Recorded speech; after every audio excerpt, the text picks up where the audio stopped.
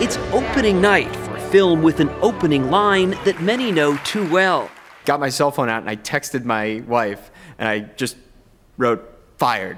There was just this moment of shock. I mean, it was really like someone had punched me in the chest. That feeling is all too familiar for the more than 15 million unemployed Americans. But this film's no sob story. My boss came to me and said there's going to be layoffs, basically your head's on the chopping block. And I was like, cool. And that's the twist Lemonade takes, as it tells the tale of 16 folks from the advertising industry who lost their livelihoods but found their lives.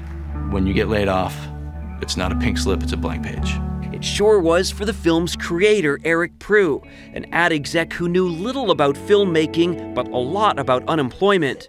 Looking for work after his third layoff, he turned to the web and found people actually thankful they'd been fired. And in that, an idea for a film. I have to get people talking about how losing their job ended up being the best thing that ever happened to them. Because it's really hard to see that when you're in the middle of it.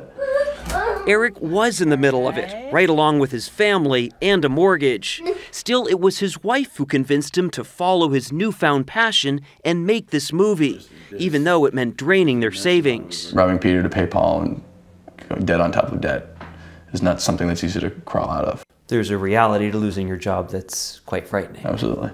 So he's living on faith that Lemonade will make it big, land a distribution deal, and make money.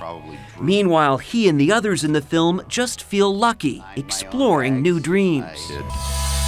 Such as roasting coffee, painting full-time, or really becoming a yoga instructor. I'm just happier, just happier. Happier because instead of just making do, it's a do-over. Hitting the reset button and seizing the chance to start anew. Thank you very much for coming. Seth Doane, CBS News, Boston.